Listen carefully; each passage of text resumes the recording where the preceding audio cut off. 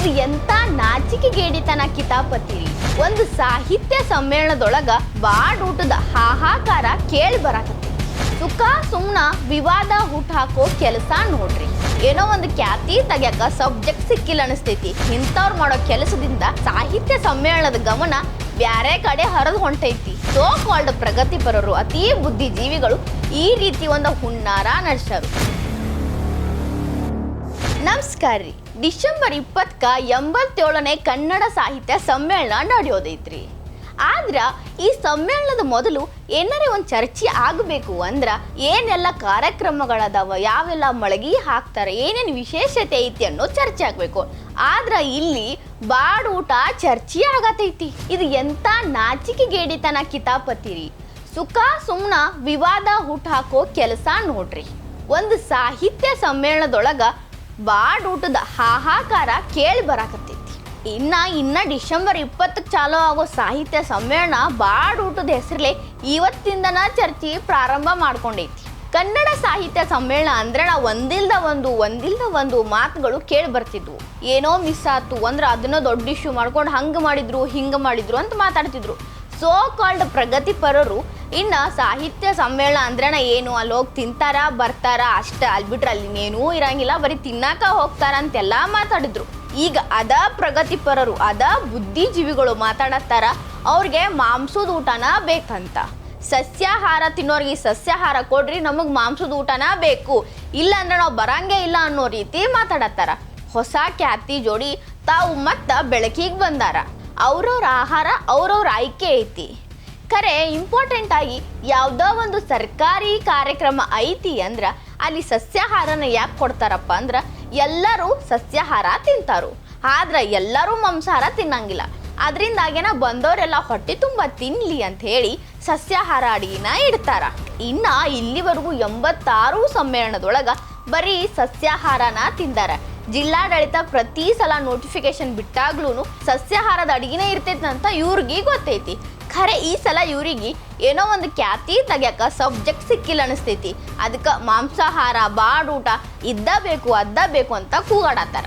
ಇದ್ರಾಗ ಇನ್ನೊಂದು ಕಿತಾಪತಿ ಕಾಣತೈತ್ರಿ. ಕನ್ನಡ ಸಾಹಿತ್ಯ ಪರಿಷತ್ನ ಅಧ್ಯಕ್ಷರು ಯಾರಪ್ಪ ಅಂದ್ರೆ ಮಹೇಶ್ ಜೋಶಿ ಅವರು.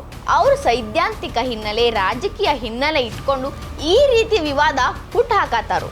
ಅವ್ರ ಜಾತಿ ಮನಸ್ಸೊಳಗೆ ಇಟ್ಟುಕೊಂಡ ಸೋ ಕಾಲ್ಡ್ ಪ್ರಗತಿಪರರು, ಅತೀ ಬುದ್ಧಿಜೀವಿಗಳು ಈ ರೀತಿ ಒಂದು ಹುನ್ನಾರ ನಡೆಸ್ಯಾರು. ಹೆಂಗಾರೆ ಮಾಡಿ ಒಂದು ಕಲ್ಲು ಹಾಕಬೇಕಲ್ಲ, ಚಲೋ ತಂಗೆ ಆಗೈತಿ ಅಂದ್ರೆ ಸರಿ ಬರಂಗಿಲ್ಲ. ಒಂದು ಕೊಸರು ಇಟ್ರನ ಇವ್ರಿಗೆ ಸಮಾಧಾನ ನೆಮ್ಮದಿಯಾಗಿ ನಿದ್ದೆ ಮಾಡ್ತಾರ.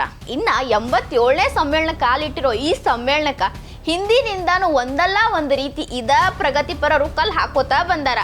ಒಂದು ಸಲ ಶಿವರಾಮ್ ಕಾರಂತರು ಅಧ್ಯಕ್ಷರಾಗಿದ್ದಾಗ ಬರಗಾಲ ಇತ್ರಿ ಕರ್ನಾಟಕದಾಗ. ಆವಾಗ ಅವರು ಸಾಹಿತ್ಯ ಸಮ್ಮೇಳನ ಮಾಡಾಕಂತ ನಿಂತಾಗ ಇದ ಪ್ರಗತಿಪರರು ತಿನ್ನಾಕ ಹೊಟ್ಟೆ ಕೂಳಿಲ್ಲ, ಜುಟ್ಟಿಗೆ ಮಲಗಿ ಹೂವು ಹುಡುಕ್ಯಾಡತ್ತೀರೇನ್ರಿ ಅಂತೆಲ್ಲ ಮಾತಾಡಿದ್ರು. ಅದಕ್ಕೆ ಶಿವರಾಮ್ ಕಾರಂತರು ನೀವು ಎಷ್ಟ ಬರಗಾಲಿದ್ರು ಮಸಾಲೆ ದೋಸೆ ತಿನ್ನೋದು ಬಿಡ್ತೀರೇನ್ರಿ ಅಂದಿದ್ಕ ಒಂದಿಟ ಬಾಯಿ ಮುಚ್ಕೊಂಡು ಸುಮ್ ಕೂತಿದ್ರು. ಅವಾಗೂ ಇಂಥದ ಒಂದು ಡೋಂಗಿತನ ಮಾತಾಡಿದ್ರು. ಈಗಿನ ಏನು ಇಶ್ಯೂ ಐತಲ್ರಿ ಬಾಡೂಟದ, ಇದ ಆಗಿನ ಡೋಂಗಿತರಿಂದ ಮುಂದುವರಿಕೆ ಐತ್ರಿ, ಮತ್ತೇನೂ ಅಲ್ಲ. ಅಷ್ಟಕ್ಕೂ ಜಿಲ್ಲಾಡಳಿತ ಏನು ಹೇಳೈತಪ್ಪ ಅಂದ್ರೆ ಸ್ಟಾಲ್ಗಳಿಗೆ ಅಂತ ಒಂದು ನೋಟಿಫಿಕೇಶನ್ ಕೊಟ್ಟೈತಿ. ಸ್ಟಾಲ್ಗಳಂದ್ರೆ ಕನ್ನಡ ಸಾಹಿತ್ಯ ಸಮ್ಮೇಳನ ನಡೆಯೋಕೆ ಹೊರಗೆ ಒಂದೆರಡು ಅಂಗಡಿಗಳಿರ್ತಾವಲ್ರಿ, ಸಣ್ಣ ಪುಸ್ತಕದ ಅಂಗಡಿ, ಆ ಅಂಗಡಿ ಈ ಅಂಗಡಿ, ಹಂಗೆ ಊಟದ್ದು ಕುರ್ಕುರ್ ತಿಂಡಿಗಳದ್ದು ಒಂದೊಂದು ಅಂಗಡಿ ಇರ್ತಾವ. ಆ ಅಂಗಡಿಗಳಿಗೆ ಜಿಲ್ಲಾಡಳಿತ ಒಂದು ನೋಟಿಫಿಕೇಶನ್ ಕೊಟ್ಟೈತಿ. ಅದೇನಪ್ಪ ಅಂದ್ರೆ ಅಲ್ಲಿ ಮದ್ಯ ಮತ್ತು ಮಾಂಸದ ಅಡಿಗೆಗಳನ್ನ ಇಡಬಾರ್ದು, ಸೇವಿಸಬಾರ್ದು ಅಂತ ಹೇಳಿ. ಅದಕ್ಕೂ ಒಂದು ಕಾರಣ ಐತಿ. ಹಿಂದೊಮ್ಮೆ ಹಿಂಗ ಮದ್ಯ ಸೇವನೆ ಮಾಡಿ ಅಲ್ಲಿಂಗ ಲಾಟೆ ಎದ್ದಿತ್ತು. ಅದಕ್ಕಂತ ಹಿಂಗೊಂದು ನೋಟಿಫಿಕೇಶನ್ ಜಿಲ್ಲಾಡಳಿತ ಕೊಟ್ಟೈತಿ. ಈ ನೋಟಿಫಿಕೇಶನ್ಗೂ ಕನ್ನಡ ಸಾಹಿತ್ಯ ಸಮ್ಮೇಳನಕ್ಕೆ ಬರೋ ಅತಿಥಿಗಳಿಗೆ ಮಾಡೋ ಅಡಿಗೆಗೂ ಸಂಬಂಧನ ಇಲ್ಲ. ಖರೆ ಈ ಪ್ರಗತಿಪರರು ಅಲ್ಲಿ ಅಡಿಗೆಗೆ ಇದನ್ನ ಕಂಪೇರ್ ಮಾಡ್ಕೊಂಡು ಮಾತಾಡಕತ್ತಾರ. ಇನ್ನ 86 ವರ್ಷದ ಇತಿಹಾಸದಾಗ ಒಂದು ಸಲ ಈ ಸಮ್ಮೇಳನದಾಗ ಬಾಡೂಟ ಕೊಟ್ಟಿಲ್ಲ, ಅಂದ್ರೆ ನಾನ್ ವೆಜ್ ಅಡ್ಗಿನ ಮಾಡಿಲ್ಲ. ಯಾರು ಇಲ್ಲಿವರೆಗೂ ತಿಂದಿದ್ದ ಹಿಸ್ಟ್ರಿನ ಇಲ್ರಿ. ಈ ವಿಷಯ ಪ್ರಗತಿಪರರಿಗೂ ಗೊತ್ತೈತಿ. ಅಂದಂಗ ಅಲ್ಲಿ ಊಟ ಹಾಕ್ಸೋದು ಜಿಲ್ಲಾಡಳಿತ ಅಂದ್ರೆ ಸರ್ಕಾರ ಇಲ್ಲಿ ತನಕ ಕೊಟ್ಟಿರೋ ನೋಟಿಫಿಕೇಶನ್ ಒಳಗ ಇದೇ ರೀತಿ ನೋಟಿಫಿಕೇಶನ್ನ ಹೊರಡಿಸ್ತೈತಿ. ಇದೇ ರೀತಿನ ಬರ್ದಿರ್ತೈತಿ, ಮದ್ಯಪಾನ ನಾನ್ ವೆಜ್ ಊಟ ನಿಷೇಧ ಅಂತನೇ ಇರುತ್ತ. ಖರೆ ಇದ ವರ್ಷ ಇವ್ರಿಗೆ ಕಣ್ಣು ಹೆಂಗೆ ತೆರೆದು ಇದ ವರ್ಷ ಇವ್ರಿಗೆ ಬಾಡೂಟ ಬೇಕತ್ ಯಾಕೆ ಅನ್ನಿಸ್ತು? ಯಾಕಂದ್ರೆ ಈ ಸಲ ಅವ್ರಿಗೆ ಮಾತಾಡಕ ಏನೋ ಒಂದು ಕಾರ್ಬಾರ್ ಮಾಡಕ ಇಶ್ಯೂ ಇಲ್ಲ. ಇದ ಒಂದು ಅವ್ರಿಗೆ ಒಂದು ಸಿಕ್ಕಿದ ಇಶ್ಯೂ, ಅದಕ್ಕೆ ಇಷ್ಟೆಲ್ಲ ಕೂಗಾಟಗಳನ್ನ ಮಾಡಕತ್ತರು. ಇನ್ನು ಇವ್ರ ವಾದ ಏನಪ್ಪ, ಬಾಡೂಟ ಬೇಕು ಅನ್ನೋದು ಹೆಂಗೈತಂದ್ರೆ ಏನೋ ಮಹೇಶ್ ಜೋಶಿ ಅವ್ರ ತಂಡ ಜೋಡಿ ಹೋಗಿ ಸಂಶೋಧನೆ ಮಾಡ್ಕೊಂಡು ಬಂದು ಬಾಡೂಟನ ಬ್ಯಾಡ ಅಂದಾರು ಅನ್ನೋ ಥರ ಐತಿ. ಜಿಲ್ಲಾಡಳಿತ ಕೊಟ್ಟಿರೋದಕ್ಕ ನೀವು ಯಾಕೆ ಅಧ್ಯಕ್ಷರ ಮೇಲೆ ಹಲ್ಲು ಕಡಿತಿರೋ ಗೊತ್ತಾಗೋಲ್ತು. ಇನ್ನು ಯಾವಾಗ ನೀವು ಹಲ್ಲು ಕಡಿಬೇಕು ಗೊತ್ತೇನ್ರಿ, ಏನೋ ಒಂದು ರೂಲ್ಸು ಹೊಸದಾಗಿ ಬಂದೈತಿ, ಇದೇ ಸಲ ಇದು ಜಾರಿ ಆಗತೈತಿ, ಇಲ್ಲಾಂದ್ರೆ ಹಿಂದೆ ನಡ್ಕೊಂಡು ಬಂದಿದ್ದ ರೂಲ್ಸ್ನ ಬದಲಾವಣೆ ಮಾಡಿ ಬ್ಯಾರೆ ರೂಲ್ಸ್ ಮಾಡಕತ್ತಾರ ಅಂದ್ರೆ ನೀವು ಹಲ್ಲು ಕಡೀರಿ, ಅದಕ್ಕೊಂದು ಅರ್ಥ ಐತಿ.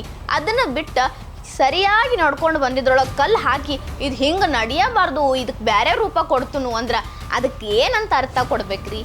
ಏನೂ ಅರ್ಥ ಅಲ್ರಿ. ಸುಖ ಸುಮ್ಮನ ಖಾಲಿ ಕೂತವ್ರು ಮಾತಾಡೋ ಮಾತುಗಳು, ಕಾಲು ಕೆರ್ಕೊಂಡ ಜಗಳಕ್ಕೆ ಬಂದಂಗೆ ಐತ್ರಿ ಇದು. ಇನ್ನು ಪ್ರಗತಿಪರರು ತಮ್ಮ ಬಾಯಿಂದ ನಾವು ಭಾಳ ಸಹಿಷ್ಣು ಜೀವಿಗಳದೀವಿ ಅಂತ ಹೇಳ್ತಾರ. ನಿಮ್ಮ ಸಹಿಷ್ಣುತಾ ಶಕ್ತಿ ಇಲ್ಲೇ ಕಾಣತೈತಿ. ಸೋ ಕಾಲ್ಡ್ ಪ್ರಗತಿಪರರು ಅತೀ ಬುದ್ಧಿಜೀವಿಗಳು, ಪ್ರತಿಭಾವಂತರು, ವಿದ್ವಾಂಸರಾಗಿರುವಂಥ ಇಂಥವ್ರು ಮಾಡೋ ಕೆಲಸದಿಂದ ಸಾಹಿತ್ಯ ಸಮ್ಮೇಳನದ ಗಮನ ಬ್ಯಾರೆ ಕಡೆ ಹರಿದು ಹೊಂಟೈತಿ. ಚರ್ಚೆ ಆಗ್ಬೇಕಾಗಿದ್ದ ಸಾಹಿತ್ಯದ ವಿಷಯ ಬಿಟ್ಟು ಬಾಡೂಟ ಎಲ್ಲರ ಬಾಯಾಗೂ ಚರ್ಚೆ ಆಗತೈತಿ. ಇದ್ರ ಬಗ್ಗೆ ರಾಜ್ಯದ ಮಹಾಮಹಿಮರು ಎಲ್ಲರೂ ಧ್ವನಿ ಎತ್ತಬೇಕಾಗೈತಿ. ಇದು ಹಿಂದಿಂದ ನಡ್ಕೊಂಡು ಬಂದಿರೋ ಸಂಪ್ರದಾಯ ಐತಪ್ಪ ಅಂಥೇಳಿ ಪ್ರಗತಿಪರರಿಗೆ ತಿಳಿಸಿ ಹೇಳಬೇಕಾಗೈತಿ.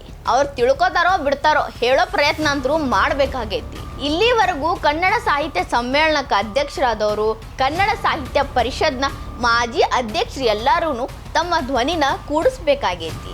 ಈ ಬಾಡೂಟ ಅನ್ನೋ ಸಬ್ಜೆಕ್ಟು ಯಾವತ್ತಿನಿಂದನೂ ಇಲ್ಲ, ಇನ್ನು ಮುಂದೂ ಇರಬಾರ್ದಪ್ಪ ಅಂತ ಹೇಳಬೇಕಾಗೈತಿ. ಇವರೆಲ್ಲ ಧ್ವನಿ ಕೂಡಿಸಿ ಈ ಬಾಡೂಟದ ಗದ್ದಲ ನಿಲ್ಲಿಸ್ಬೇಕಾಗೈತಿ.